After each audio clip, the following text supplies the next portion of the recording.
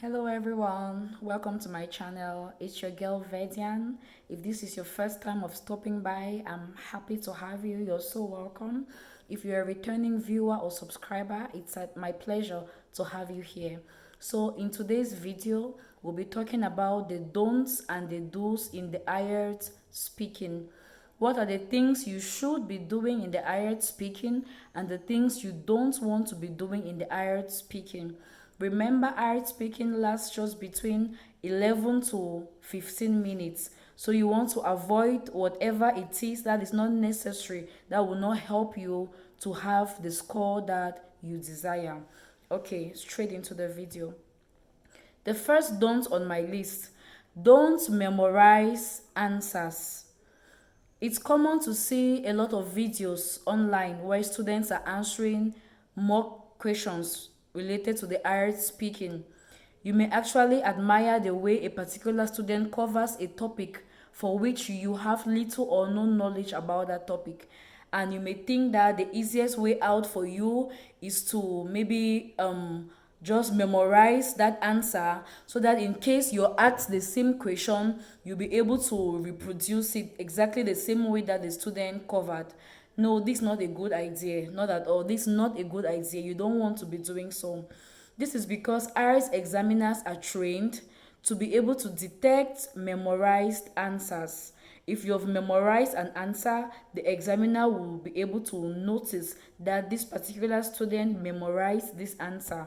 And memorized answers will cause you to lose marks instead of gaining marks. And we all know that in order for us to pass well, we need to gain and not lose marks. So do not memorize any answer. Instead, what should you do? Improve on your knowledge, increase your knowledge. If there are topics that you know little or nothing about, you want to do some research about those topics. You want to be able to maybe learn what these topics are. Say, for example, you know nothing about government policies. So you want to study a bit about government policies and get to know something so that when you're asked a question like that, you would have something to say without you memorizing. Okay, the second don't on my list: don't hesitate while talking. There are two types of hesitations. There is the content related hesitation and the language related hesitation. The content related hesitation is when we pause or take a deep breath to either catch our breath or look for an idea of what next to say. This is natural. We do that in our everyday conversations. But language related hesitations are different. On the other hand, language related hesitations, you pause because you're looking for a particular word. Say, for example, you were asked a question about a vacation you enjoy and you're answering on that. In the course of you talking, you want to make use of the word picnic, and all of a sudden, you cannot remember the word picnic. So you're like, a vacation I enjoyed was a vacation I had with my family and friends. We went together on a we went together on a we went together. You're looking for words. The examiner will be able to detect that this is language related hesitation. So please try to minimize hesitations as little as you can and avoid language related hesitations completely. It's better to make use of simple everyday words that you cannot forget. This way you will not hesitate because you're looking for a word, rather than making use of maybe complex words that you may sometimes you may forget. So better make use of simple everyday words. Okay, another don't on my list: don't make up stories. You may be asked a question for which you've not had a real life experience. Maybe you've not yet had the experience for which that question is being asked. Maybe they're asking you about air flights, air travels, and in all honesty, you've never been on a plane before. Should you make up a story and then explain in that light? No, I don't think so. This may be dangerous. Some art questions, they always do follow up, meaning the examiner picks a topic, starts with that topic, then asks you other questions in relation to the same topic. All of us know how difficult it is to keep up with lies telling, because making up stories is keeping up with lies telling. So this will really affect you negatively if you get to a point where you can no longer make up a story. You get stuck or you don't know what else to say because you're making up stories and lying. What should you do instead? Instead, you should use the future tense to speak.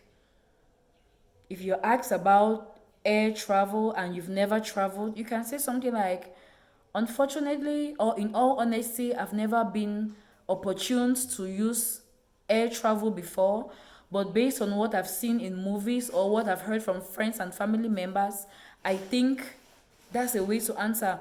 You use the future tense. This is much better than making up stories where you could get caught up or stuck in the middle and you're unable to answer certain questions. Okay, another don't on my list. Don't think too much while answering questions.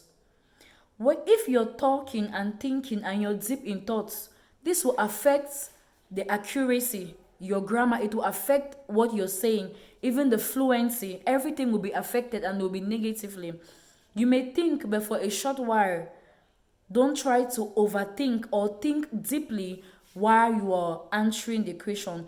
Don't look for a very fancy idea or a very wonderful idea. Just look for something simple that you know about the topic and answer in that light. So, overthinking will negatively affect your fluency, your grammar. It may even affect your pronunciation because you're not paying attention. You're not listening to what you yourself you're saying. So please don't overthink while answering a question. Another don't pronounce words wrongly.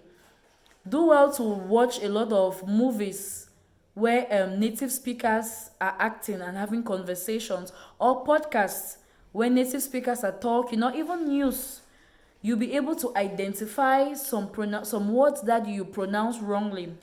There's this word advertisement, advertisement. Those are two ways to pronounce it. You may not be sure which is right. Is it right to say advertisement or is it right to say advertisement?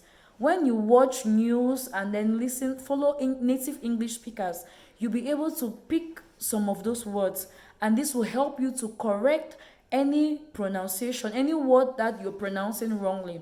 So please avoid wrong pronunciations. Another don't on my list. Don't stop talking even if you answered a question wrongly.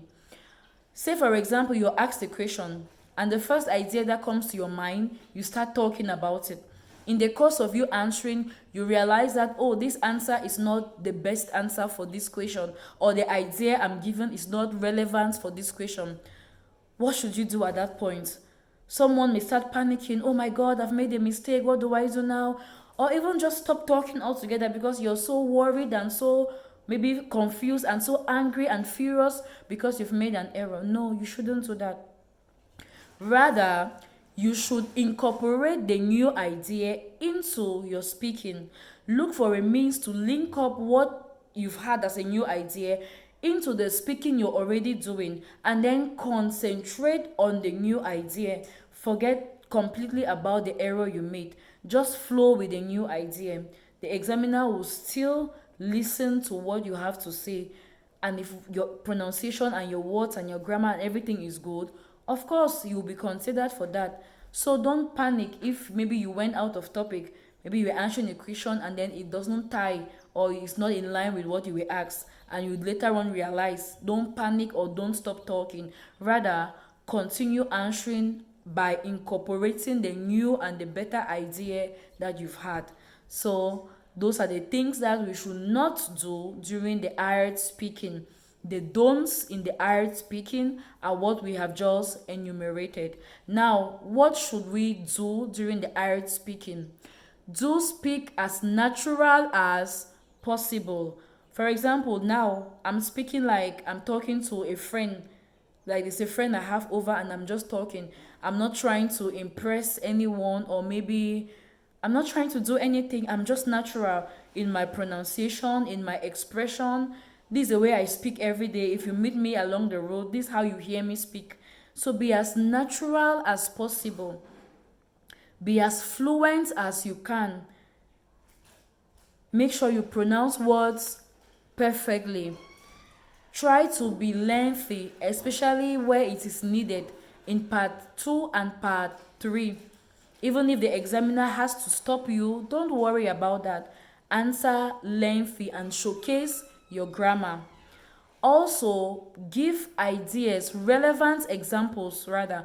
Give relevant examples where necessary. Examples will help you to be able to speak extensively. Maybe in the part 2 you're asked to speak for 2 minutes, and then you've spoken for just 1 minute and you don't have anything else to say.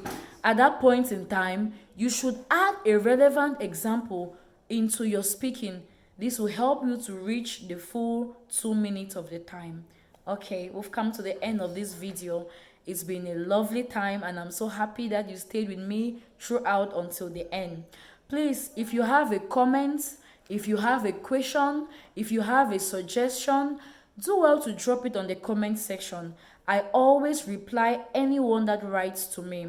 And also, if you want us to create a community where we could practice maybe speaking, writing, reading, listening, anything at all you want us to practice, you could just indicate so we form a community. I could ask questions and you answer, then I evaluate you. Or if you want to see me answering maybe real life exam questions, how I'll answer it, you want to maybe see and then learn from the way I approach, the way I answer, why not? We can do that in the community. So thank you so much for staying till the end. See you the next video. I love you all and stay blessed and stay safe.